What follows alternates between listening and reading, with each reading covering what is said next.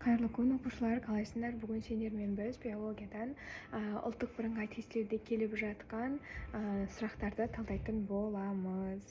Біздің ең бірінші сұрағымыз өсімдіктердің өсуін ингибирлейтін зат. А. Ауксин, этилен, гибереллин, цитокинин, цитозин. Өсімдіктің өсуін ингибирлейтін ол зат болса, ол этилен болады.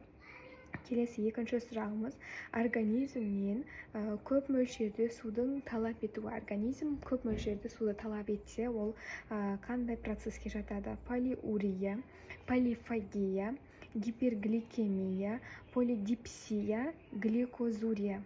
Организмнен көп мөлшерде суды талап етуі немесе шығаруының бәрі поли дегеннен басталады. Бұл жерде есе жауабы полидипсия деген жауапты белгілейсіздер. Кеттік, келесі жыныс жасушаларының түзілу процесі қалай аталады?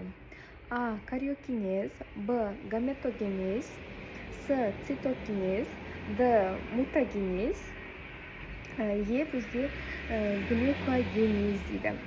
Жыныс жасушаларының түзілу процесі гаметогенез деп аталады. Өздеріңіз өте жақсы білесіздер, өте оңай сұрақ болып тұр. Кеттік, келесі. Адамда тыныс алу, тыныс шығару орталығы қай мида орналасқан?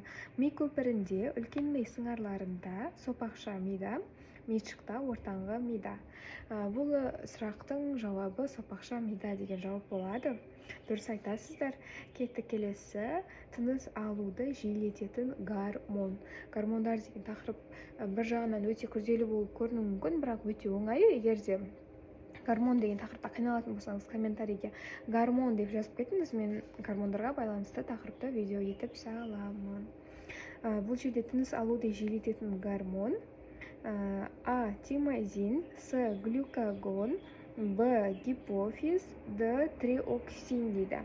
Тыныс алуды жиілететін гормон тироксин деген гормон болып келеді. Бізбен бірге болғандарыңызға көп рахмет. Видео ұнаса каналымызға жазылуды ұмытпаңыздар. Биобоспен бірге болыңыздар. Ұлттық бірыңғай тестілеуге тегін әрі жүйелі түрде бірге дайындаламыз.